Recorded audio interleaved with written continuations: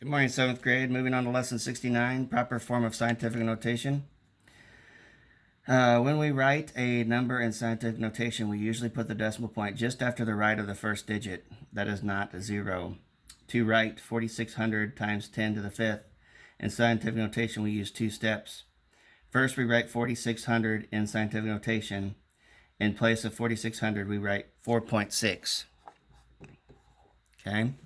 So you have 4,600, and we're moving it 3 more times, okay? Times 10 to the 3rd, and we also had 10 to the 5th, right? Because that was originally. So then it becomes 4.6 times, you add those two, 10 to the 8th. Remember, in scientific notation, this number here has to be equal to or greater than 1 and less than 10. Okay, turning the page to example 1. We want to write 25 times 10 to the negative 5th in scientific notation. This is not equal to or greater than 1, and it is not less than 10.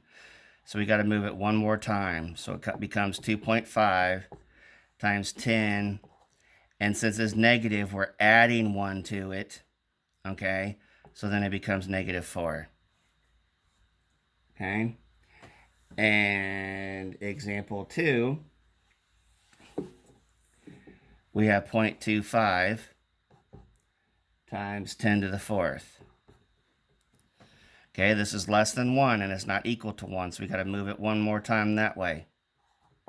So 2.5 times, and since we moved to the right, we got to subtract 1, and it's times 10 to the 3rd. Okay, little a on page 486. We have 0.16 times 10 to the 6th. This is less than 1, so we got to move it to the right. So 1.6, and then we got to subtract 1 because we're moving to the right. If we move to the left, we're adding 1. Okay, so b, little b, you have 24 times 10 to the negative 7th. We're moving to the left, so now we got to add 1. And it becomes negative 6. Okay? Okay, I know that was a short lesson. Scientific notation is usually pretty easy. Your assignment is evens. And I will talk to you again tomorrow. Plan on having a test before the weekend. We'll do lesson 70 tomorrow, and Thursday will be your test. That'll be due Tuesday. So have a great day and stay healthy.